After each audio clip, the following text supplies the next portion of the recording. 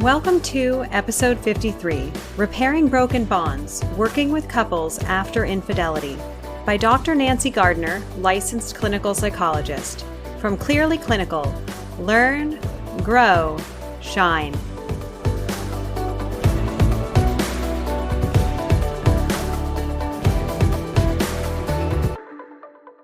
Hello, welcome to my podcast. My podcast is entitled Repairing Broken Bonds, Working with Couples After Infidelity. And my name is Nancy Gardner. I am a clinical psychologist. I work in Westlake Village in California with individuals and couples. I'm also a certified trainer and supervisor in emotionally focused therapy, or EFT, which is an empirically validated method of couple therapy. I co-founded the Los Angeles Center for EFT in Los Angeles. I want to talk to you today about working with couples after there's been an infidelity. I will talk to you using a case example, and I will present the case as if it's one story, but in order to protect my client's confidentiality, I will tell you a story that changes details and combines a few stories of couples I have worked with. All the statements I will use are some of the most poignant statements that clients I have worked with around affairs have uttered in my office. My intent is to help you feel the emotional impact of this work for you and for your couples.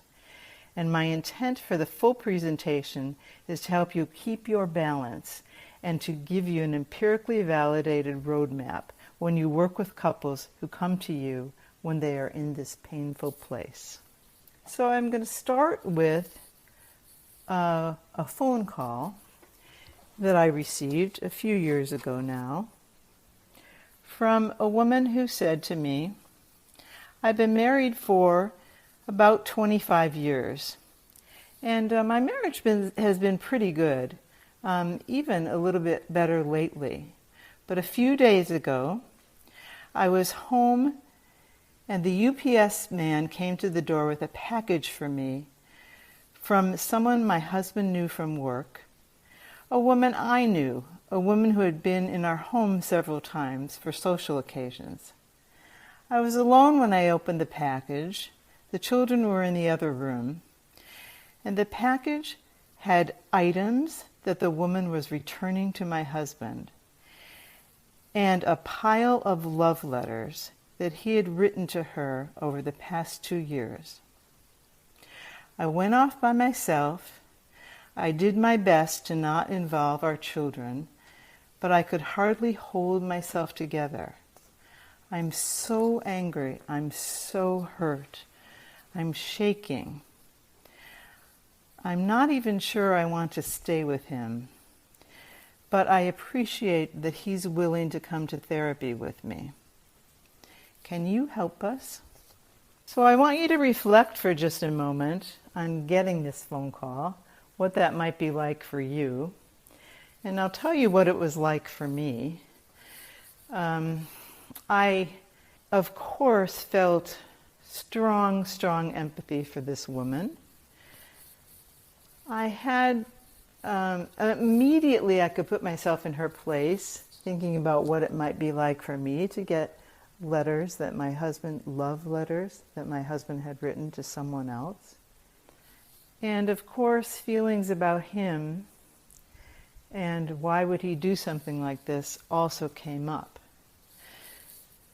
So I want you to just reflect on that. And I bring this up because I think, as in many of our cases, we end up with strong empathy on one side or the other. And in this case, in the case of someone who has been cheated on and betrayed, the first empathy is with the person who's been hurt. Then we have to do some work to try to understand what's happened and what working with the couple might be like.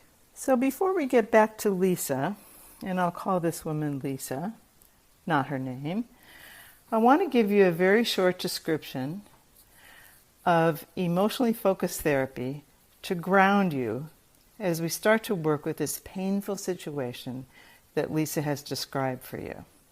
As I said, we need to start to get our own bearings first.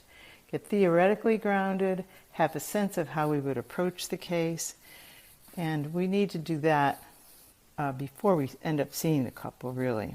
So emotionally focused therapy is empirically validated. That's the first thing I want you to know about it. There are 17 outcome studies and 9 process studies that meet APA standards for therapy research. In these studies, 70 to 75% of the couples seen by trained EFT therapists have significant improvement in their relationship by the end of therapy. And 86 to 90% of these couples continue this improvement 2 to 4 years after therapy. Theoretically, EFT is grounded in attachment theory, which was formulated by John Bowlby and researched first by Mary Ainsworth and others, related to parent-child attachment, and in more recent years by Phil Shaver and others, related to adult attachment. According to John Bowlby, attachment is an innate motivating force throughout the lifespan. Seeking and maintaining contact with important others is a primary motivating principle in humans from cradle till grave. The need to attach is hardwired. It's an innate part of being a human being, and it's not something that we outgrow. We all long to be precious to at least one other person in the world. And the fear of isolation and loss is found in every human heart. Secure attachment offers a safe haven and creates a natural antidote to the inevitable anxieties and vulnerabilities of life. And it's the optimal ongoing development of the personality, helps the ongoing development of the personality and regulating emotions. In difficult times, humans want significant others to stand with them, to soothe and to comfort them. Secure attachment says, I will be there for you. I'm accessible, I'm responsive, and I'm engaged with you. The presence of secure attachment also offers a secure base from which to explore and to adapt new environments. It encourages the confidence necessary to risk, to learn, to change, and to deal with conflict and stress. So the more securely attached we are, the more separate and independent we can be. So given this importance and this attachment being such a strong drive and so innate and so basic to living our lives, perceived inaccessibility of our attachment figures creates distress. Understandably so, right? These reactions are organized around 2 dimensions, anxiety and avoidance. So when our attachments are threatened, we tend to get anxious in one way or another. Some of us are more hyper-activating in our strategies, and we get anxious and we intensify and we pursue our attachment figures. And others of us have more deactivating strategies. Avoidance and distancing and down-regulating is how those of us who have deactivating strategies react. And individuals have attachment styles and strategies that stem from their family history generally. What they've been taught, what worked for them in their families of origin, perhaps with couples, also what worked for them in previous relationships. And couples develop negative patterns of interacting, such as pursue, withdraw, that stem from attachment strategies of avoidance or anxiety. So this theory gives us a clear conceptualization of health in a close relationship, what we need for secure attachments, that accessibility and that responsiveness and that engagement. And it gives us a picture also of what underlies couple distress. So in EFT, emotionally focused therapy, we use this theory to help us understand couple distress. And we work in stages. In stage 1 of EFT, we outline these negative patterns. We help couples see their problems as being stuck in negative patterns that maintain their separation distress. So couples get stuck in, say, this pursue-withdraw pattern where one partner pursues and gets anxious and pursues harder, and the other person responds to that pursuit with avoidance because it's hard, and the more that partner avoids, the more the pursuing partner pursues, and couples get stuck in that kind of dynamic. That kind of dynamic is a typical couple dynamic, and it's talked about in many other therapies, not only EFT, but we understand it in terms of attachment. So in EFT, we focus on these poignant and vivid emotions that underlie these behaviors, these pursuing behaviors or these withdrawing behaviors. We focus on the emotions that express attachment distress and attachment needs. Anger is often a reaction to an unresponsive partner, or certainly to a partner who has cheated. And sadness and grief are responses to loss of love. And fear is a powerful emotion that also often shows up in couples afraid of losing their secure base and their safe haven. So in stage 1, we outline those cycles. We help couples outline them. We don't do it for them, we do it with them. And we help them understand their cycles in terms of attachment and attachment needs and attachment distress. And then in stage 2 of EFT, we work to create new bonding events, is what we call it. Once couples have de-escalated, and I'm not sure I use that word yet, but when we outline patterns, we're working on de-escalation. We're trying to get couples out of blaming, and we're trying to get them into a state where they understand their patterns. We call it de-escalation. There's enough safety to create bonding events in this session. And in stage 2, we help partners to talk to each other from their more vulnerable places, from these fears, from these feelings of sadness, from their attachment needs. And we help partners be responsive. We help the other partner to be responsive to them. We create moments and sessions where underlying emotions are up and running and shared. And we help previously unresponsive partners accept and understand these emotions. And we facilitate direct expression of needs and wants to create emotional engagement and new bonding. So this is a very, very brief summary of what EFT looks like in general. And hopefully this gives the framework for beginning to plan work with the painful experience of infidelity. So let's talk first, with that as a theoretical background, let's talk first about what is infidelity. So it's a good question, right? In today's world, there are many ways to be unfaithful. There is physical and sexual infidelity, right? That's sort of the most common one we think of when we think about being unfaithful and cheating. We think about one partner having sex with another partner outside of the relationship.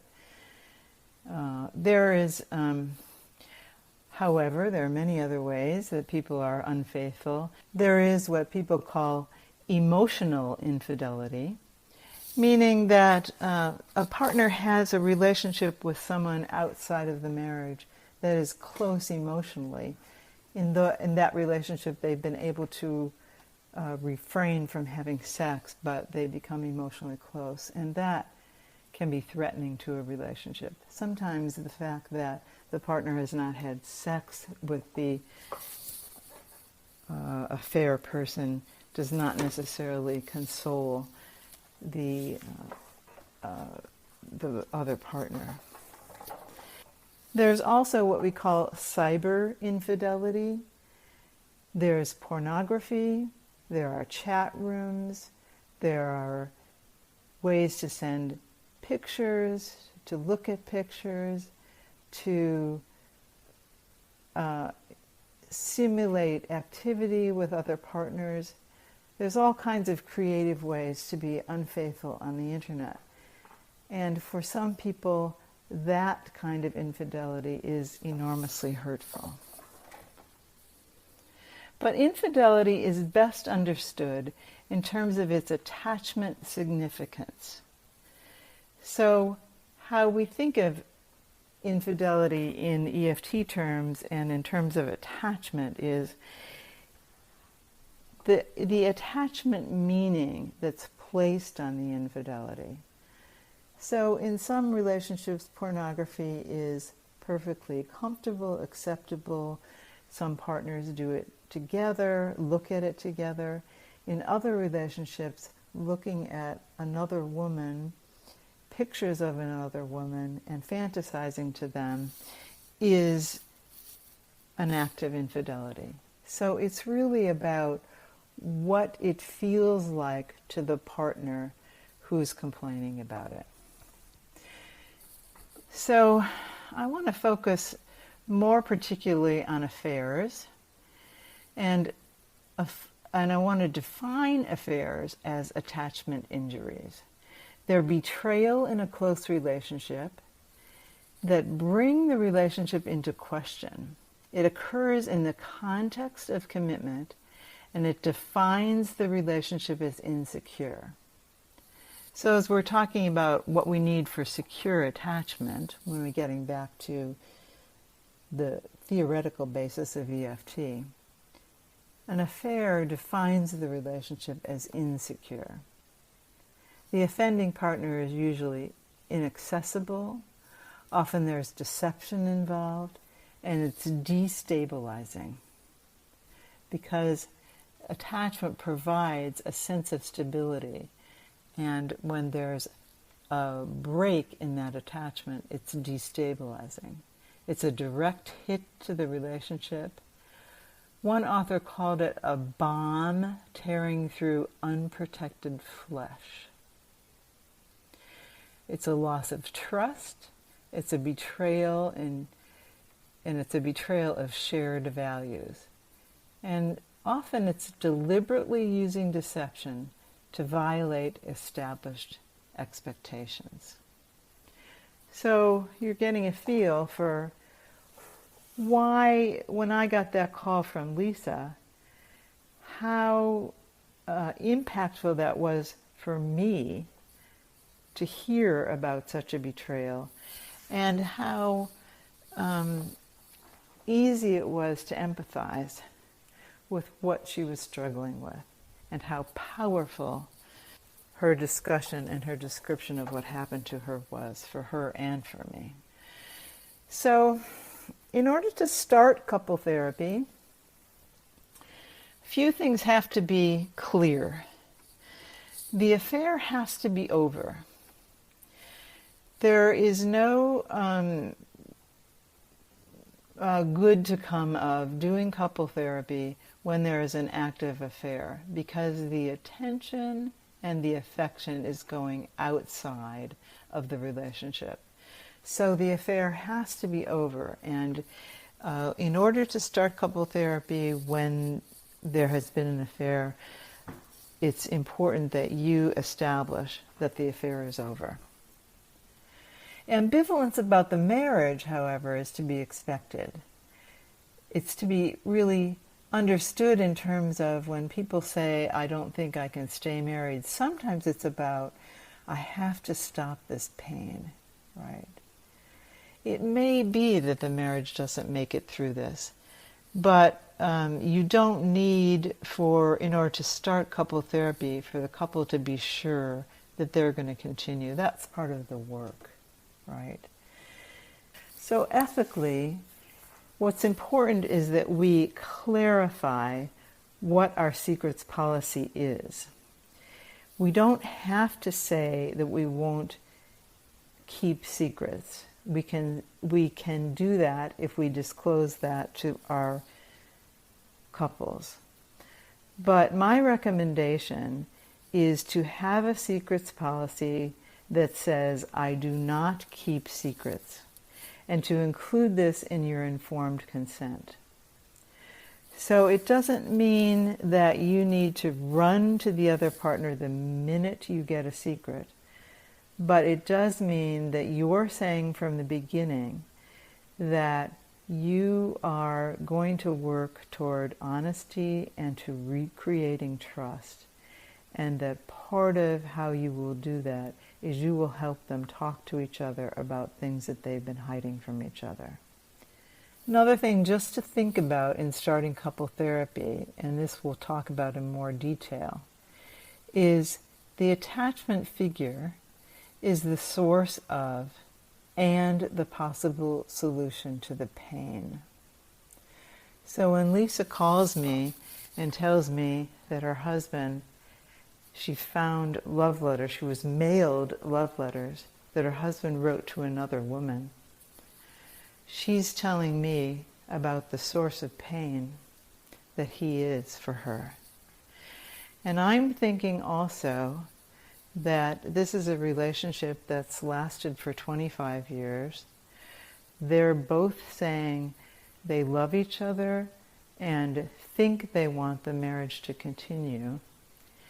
And if the marriage is to continue, then he is also the source of comfort and the solution to pain if they can reestablish their closeness.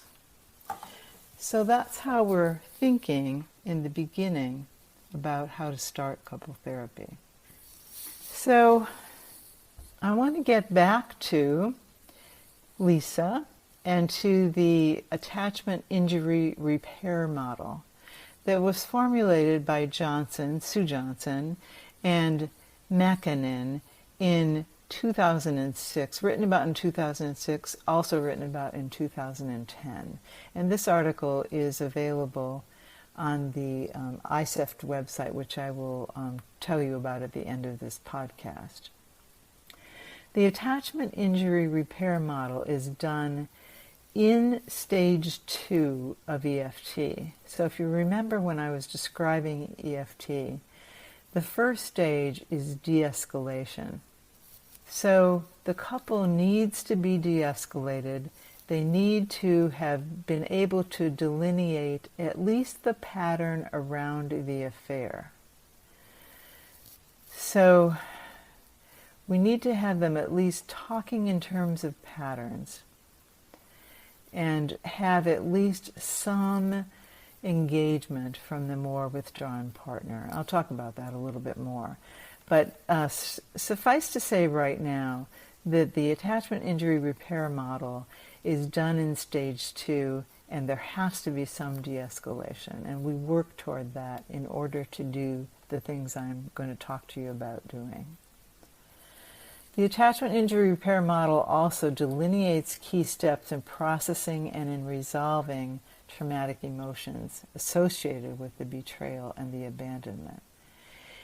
This model is empirically validated, and Makinen and Johnson did a study in 2006 that validated the method, and then in 2010 they did another study that validated that the gains remain stable for at least 3 years. So I'm going to give you some steps, where to start and where to go first, where to go next, how to finish up in working with this, what can be a highly chaotic, highly emotional, very painful situation of infidelity. So in step 1, this is in the attachment injury repair model, we're talking about, we're helping the injured partner to describe the injury. So we start with the injured partner. So we kind of started there in my description of the pile of love letters. And that's where we start. I think if the other partner comes in and says, but I really want you to understand that I was in terrible pain and you weren't paying attention to me, and I had a reason that I did this, that's to be understood as part of the cycle that they're locked into where they can't get started on beginning to repair. Because if they go back and forth like that, first what we need to do is help de-escalate that situation. So let's say if Lisa comes in and talks about these letters and how much pain she's in about the letters, where we start is we start right there with her. If Jim comes in and wants to talk about how hard the marriage has been for him and how he had no choice, we want to first of all de-escalate that situation and just say to Jim, I get it, that when Lisa starts to talk about this, this is really hard for you to hear, and you have your own side of this story. But where I want to start is I want to understand what it's been like for Lisa, and I want to help you hear that. So Lisa began to talk about, I've been looking at family pictures, and I've been thinking about the affair going on during those times. I cannot tell you how betrayed I feel. You took her on a vacation, and we haven't taken a vacation for years. I thought you were wrapped up in work, and I worked hard to be understanding about that.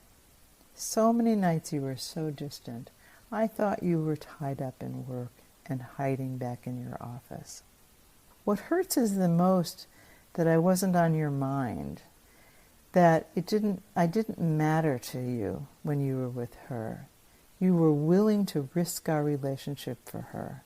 How can I ever count on you again? And when we've talked about it, you act like my pain doesn't matter. I can't kiss you, and I can't bear the distance between us. I need your reassurance, but I won't believe you if you give it to me. I have no ground to stand on here. So where we are in step one is we're just helping the injured party describe the injury and the emotions present. What a violation of trust has happened, what kind of damage there's been to a relationship, can they ever count on the other person? Are they desirable? Lisa didn't talk about that necessarily, but you would imagine that that feeling would be there too. Do you want me? Why did you want her? The fear of loss and the isolation. And you want to keep the partner hearing this, not necessarily denying it, not necessarily defending it, right? And another thing that would happen in step two is attachment injuries can really result in PTSD symptoms, right? In flashbacks, in hypervigilance, in rumination. Lisa read those letters over and over again before she talked to him about it. She avoided some, she numbed out, she couldn't sleep. And of course, this can leave an indelible imprint like a PTSD, like a trauma. It is a trauma. And often the relationship has not been a safe haven before the injury, right? So first step, place to start, is to hear the partner out. More that Lisa said is, I'm so angry, I'm so hurt, how dare you? How can you risk all that we have? You've been lying to me, looking like you're part of the family, but you were with her. And then holding back again the injuring partner's defensiveness. Jim would say, well, how long are you going to make me suffer?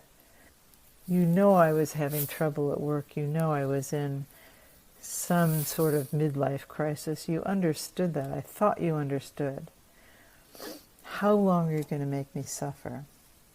So you reflect that process, and you understand from the hurt person's viewpoint how painful this has been for them.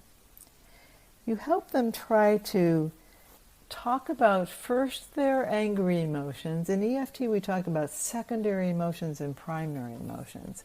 So in step 2, what we want to try to get is, in still working with the injured partner, to help them articulate the impact of the injury on them, right? Help them see help them with softer emotions emerging and the hurt and the fear beginning to show up.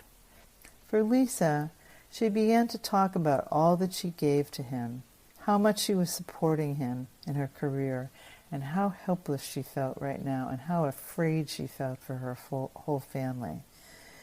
I'm in a suspended state. I look at our kids and see how they have suffered in your absence. I fear for our family. I feel so alone and so wounded, so deceived. It's so hard to read those love letters when you haven't said those words to me for so long. I want the details, but I can't stand to hear them. I want to come back to you, but I don't know how.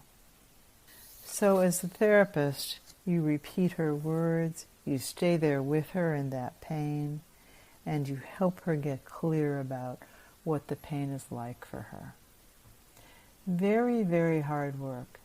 And I want you to reflect a bit about how hard it would be for you to stay in that pain with Lisa. And knowing that Jim is there hearing it, that he has his side of the story, but that Lisa needs to tell hers, and that she needs to feel understood. First of all, by you as the therapist, and more importantly then by him.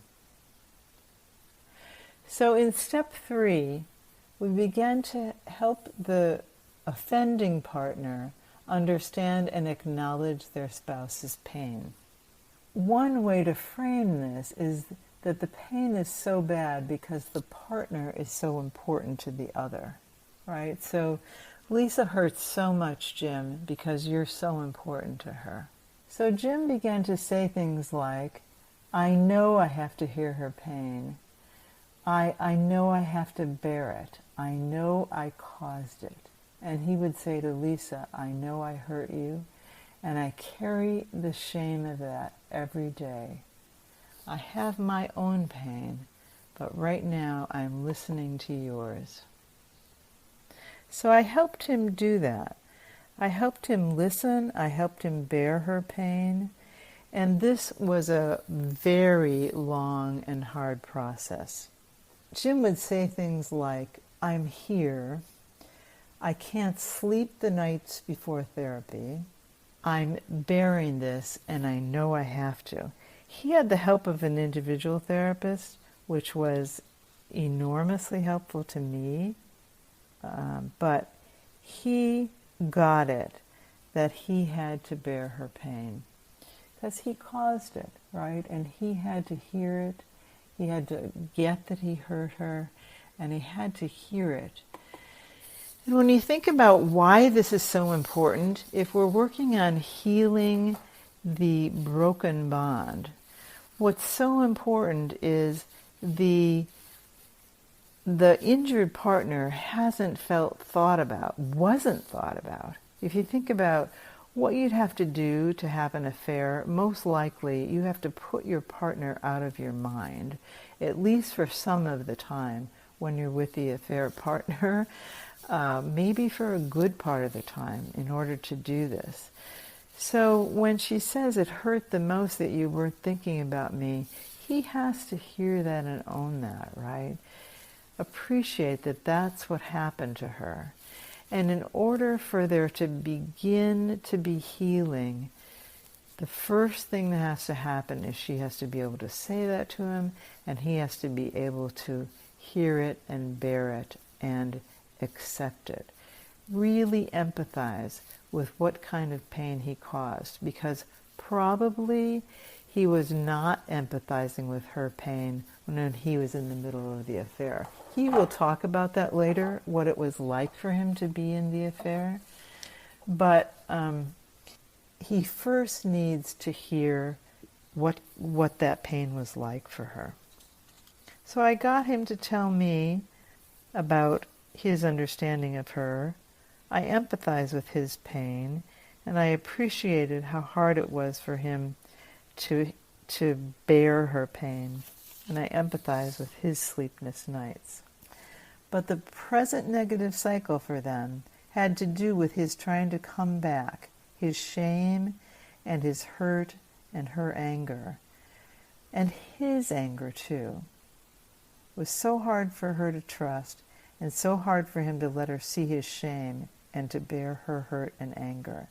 He had his own anger, which is what led him to the affair, of course, but he couldn't talk about it yet. She is too injured to hear it. So another reason you start with the injured partner is that the injury is so painful and they're so wrapped up in it that there's no way that they're going to hear until they feel understood. There's no way that they're going to hear their offending partner's pain. They need to be heard first. Okay? So 1, 2, and 3, in step 3, we're working with the offending partner to bear the pain and to let the injured partner know that they hear it. And then in step 4, we can move a bit more to the injured partner articulating their injury and what it means to their attachment. So this partner allowing the other partner to witness their vulnerability, to keep them in their softer feelings, to move them from their anger into their softer feelings and their hurt feelings and their pain. And we can do that when the offending partner has been more present, more attentive, more involved. So once we get that step 3 accomplished and they feel the presence, Lisa started saying things like, I feel your presence, I know you're there. And that made a huge difference in her being able to be increasingly more vulnerable with him, and then him being able to be more there for him. And this is a basic principle in EFT, that the more we can get couples to talk from a vulnerable place, the more available they can be to the other. When they come at each other in an attacking way and in a confronting way, when we feel attacked, what we do is we defend.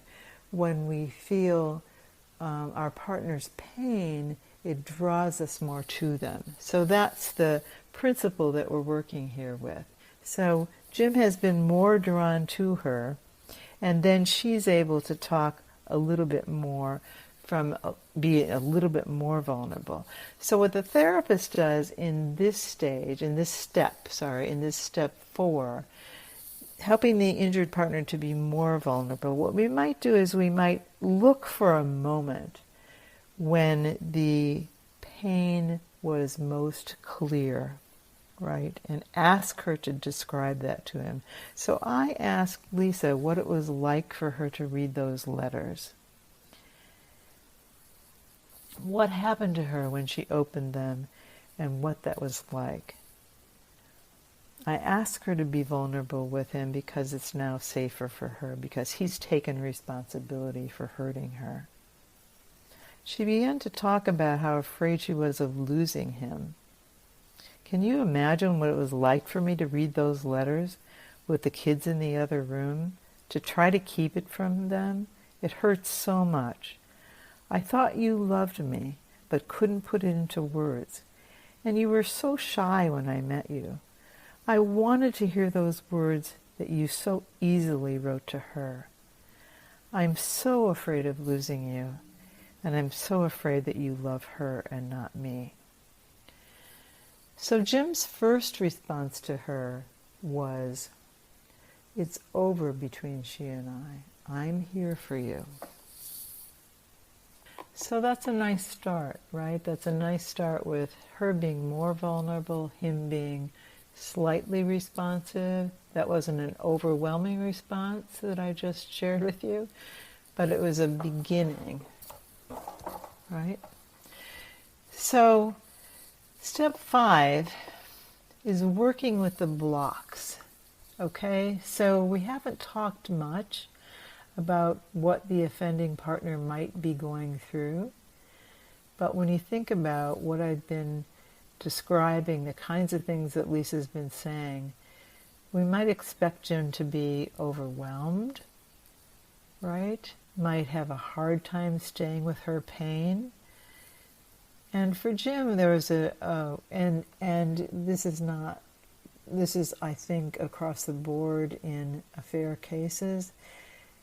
There's shame, there's guilt, there's, and they get in the way. Shame in particular gets in the way of being responsive to your partner. In shame, we hide. So for Jim, he felt so ashamed of himself, felt so, whenever Lisa would say how much he hurt her, how much pain she was in, what it was like to read those letters, the first feeling that came up for him was shame. So he held that in. When we're shamed, we don't know how to talk about it. We hide, we keep it to ourselves. It's hard to say, I'm so ashamed of myself. But that was part of the block that we worked on. So I worked with him here in step 5, helping him acknowledge his shame, helping him acknowledge his responsibility and his part in the injury, and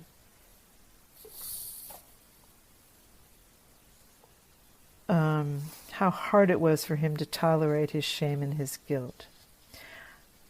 I asked him to stay involved with his partner enough to tell her he's overwhelmed. And Jim was able to do that, right? So one way to work with withdrawing and shutting down and blocks to healing and to partners staying present for each other is to ask them to share the feeling that's keeping them apart. Right, so if Jim is overwhelmed, or if Jim is overwhelmed with his shame and he shuts down, if he can tell his partner that, and we can help him do that, that keeps him involved. So he was able to say he was overwhelmed and how acutely ashamed he was. He would say, I know I'm responsible for this. He began to talk about how he felt that Lisa wasn't interested in him. So in step 5, we can begin to talk about what led to this. Not that because your partner is not interested in you, you should go out and have an affair. But to begin to put it in some context, right? He began to talk about how unattended to he felt, how much he felt she wasn't interested in him, and how guilty he felt. Let me stay with that for a minute. How guilty he felt about what he had done. He even at some point gave money to a homeless person. He said, I did that just to do something that made me feel good about myself. I knew that I felt you weren't interested in me. I knew it was wrong to go to somebody else, but she idolized me.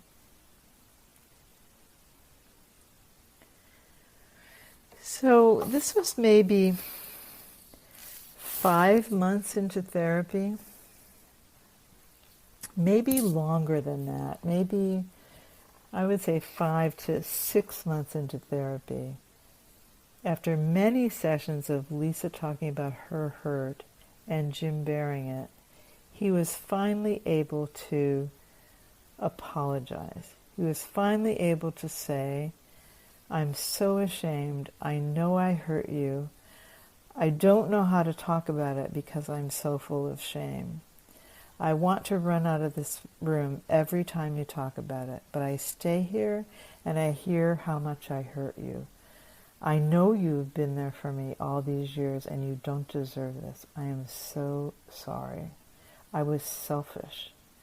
I didn't know how to talk to you, and I really felt you were interested in me. I know I'm responsible for your pain, and I'm so ashamed. So I just want to pause here for a minute because in that particular session, we were all crying. I'm saying we because I was in tears too. This moment took us so long to get to. And he worked through so many blocks, and she worked through so much anger and then trying to get to hurt. And we processed and we processed and we processed, and we finally got to him being able to say how much pain he was in about this and how sorry he was. And it was really the first time he was able to say he was sorry. In other cases, I've seen couples who say, where the offending partner says, I'm sorry right away, and then the hurt partner doesn't really believe it, doesn't feel it's sincere, doesn't trust them anyway. So Jim's strategy was to wait and to listen. And I think that was a really good strategy. It kind of followed the steps in this model, and it worked for him because he really meant it, and he could say he was sorry with a full understanding of what his partner had been through, right? So that's step 5, really important and really powerful. And step 6 is to ask Lisa to say to Jim, after he tells her he's present, tells her how sorry he is able to own up to his shame and his guilt and his being overwhelmed, and stay in the room and be present and be responsible. Then what we want to know from Lisa is, what does she need from him when she feels the pain of the affair, right? Because yes, she needed what he did, and she needed his apology, but these feelings come up periodically. My experience is that we have these moments in therapy, and they're critical, and they're bonding events, as we call them in EFT. But they happen again. The feelings come up again. There might be a trigger for here's a picture. I saw, Lisa would say, I saw a picture in when we were in Hawaii, and I thought about it, and oh my gosh, when we were there, you were having the affair. And the whole thing comes up again, and he needs to find a way to be present for her. He needs to know what she needs in those moments. Or when she wakes up in the middle of the night and feels the pain of him being with someone else, he needs to know what she needs. So I asked her, what is it that you need when you feel this pain? Can you tell him what that is? And what Lisa said was, well, I have been able to have sex with him, and I no longer think of him being with her, but I think about how broken we are. I don't necessarily think about the other woman, but I think about being broken together. And I ask her again what she needs from him, and she says, I need for you to tell me you love me. I know it's hard for her, but I know you can do it because you said it to her. So this is quite painful, right? It's hard for him because he fears that she won't trust his words. And she says, I can risk asking you now because I know you're present. I ache, and I need you to kiss my ache. No one has done this for me. My parents brushed off my aches. They brushed off their own aches. I need you to kiss my aches. And I know that will help me heal. I can feel that now. So that was an enormous thing for Lisa to be able to do, to be able to say to him, this is what I need, and I need for you to tell me you love me. And she had, not gotten those words for many, many years in their relationship. And now she really had to have it. It made sense. She just had to be told that he loved her. So he was finally able to say that. And in step 7, the other part of it is for the offending partner to respond in a caring way. So the caring response to that, I need you to say you love me, is the healing response, right? So this is what I was saying earlier. The offending partner is the source of the pain, and also the source of the healing.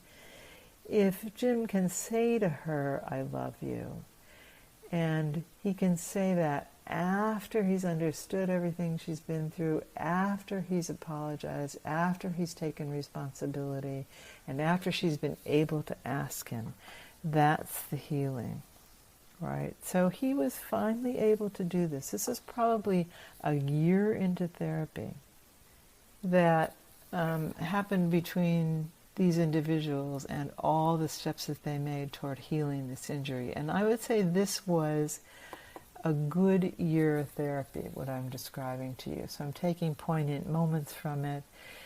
So the next piece of Jim being able to apologize and to say he loved her and to come back into the relationship was for him to begin to talk about what led to the affair and what it was like for him. I was ripped in half during the affair. I hated myself for it. I was in a constant state of dissonance, afraid of getting caught. I knew I was hurting Lisa, and I felt I had no right to speak up. I'd gotten to be all about work. But I was also angry. I felt she needed me as a checkbook. She got tired of my ruminations about work. I felt she wasn't interested. And then she put on her unsexy robe at 8 o'clock at night and watched Kardashians. I felt so left out with she and the kids. I was ashamed of myself for not being able to stand up to her. So I hid and I found someone who admired me. The affair partner asked so little of me, and I was so grateful for our time together. And Lisa said, I knew you felt this way, and I knew you couldn't talk about. You left me so alone, feeling like you didn't like me. It means so much to me that you are beginning to tell me this. And I think he could only tell her this after all this work that we'd done. She could only hear it when he had finally reassured her that he was back, that he was present, and that he loved her. And then they could begin to talk about what the rest of their relationship felt like, what led him to the affair, not as a justification and not in a defensive way, which is what would have happened in the beginning had we talked about it. But in the end, when he was back present, he could look at it and talk about what he was suffering from, and she could hear it. Right? She really could hear it. It kind of surprised me, and I've worked with other couples where there wasn't necessarily that acceptance of it, that it might take them back to the anger and the hurt, and then we would, of course, go through these stages again. One thing about this, when I'm talking about steps, they're not necessarily chronological. So if Jim had talked about this at an earlier stage, or if Lisa wasn't able to hear it even after all this work, then we would just go back and retrace some of these steps again. And I would help her talk about what happened to her when he started to talk about it. I would help him come back from his shame and guilt and be able to talk to her about it. So after we worked on the repair of the attachment injury, we were able to move on to stage 2 of EFT. This couple stayed in therapy for another year after the attachment injury repair. So they were in therapy for a total of 2 years. And here's how we started the stage 2 work. We went back to trying to understand the cycle that they had gotten locked into, which led to the affair, the distance, the aloneness, and here would be my statement of how it looked for them over the years. It sounds to me like for you over the years, Jim, it had been hard for you to ask for what you needed from Lisa. You never asked your parents for anything. They needed you to take care of them. But you wanted Lisa to be there for you and to appreciate you. And Lisa, you didn't see that longing. You saw him as withdrawn, as hard to reach, and unloving. And Jim, you got more sad and more withdrawn. Felt like somehow you didn't have a voice with her. And Lisa, the more he withdrew, the more angry and hurt you felt. Deserted, really. But when you would raise your voice, he would withdraw more, and eventually you lost hope that he would be available to you. And you settled for the kids' company at home and started leading your own life. You tried to stop needing him, tried to say it was because he had an important job and couldn't be there for you. And you began to see him as wrapped up in himself. And Jim, you felt her pulling away and eventually turned to someone else.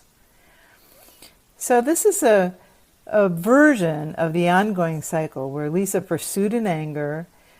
He was shamed by that and withdrew from her. She was hurt by that, got more angry, and he withdrew more and felt like he blew it and wasn't entitled to ask for anything. And this really left them both sad and alone. And really neither of them meeting their attachment needs.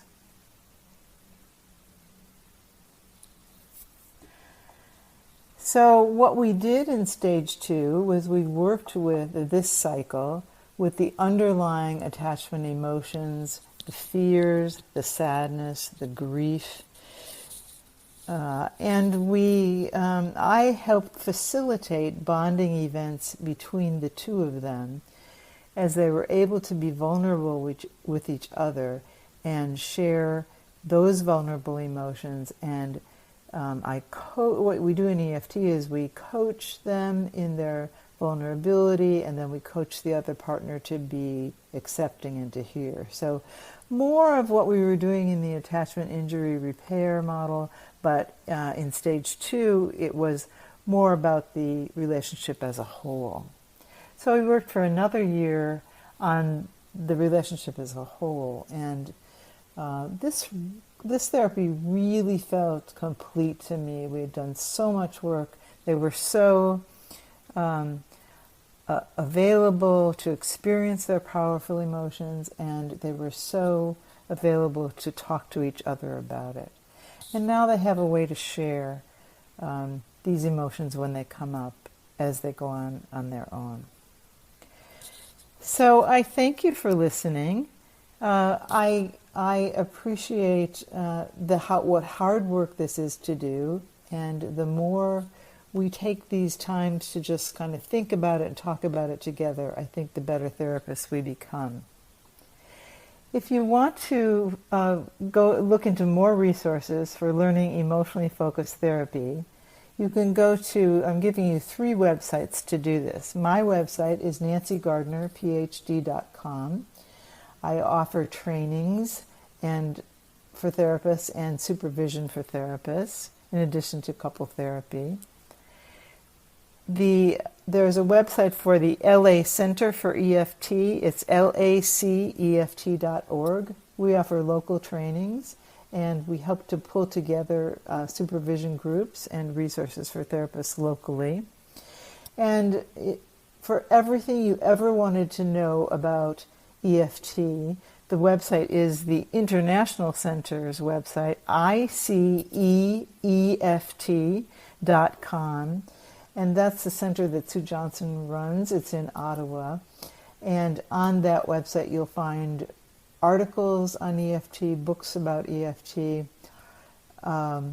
supervisors to help you with your work, trainings that are taking place all around the world, and training videos that are available for purchase. So I thank you for listening. Goodbye. You've just finished listening to another exclusive continuing ed podcast by Clearly Clinical. If you like what you just heard and you need continuing ed credits, please visit us at clearlyclinical.com to check out our one-year membership, where you'll have access to our growing library of continuing ed podcast courses. Clearly Clinical, where our goal is to help you learn, grow, and shine.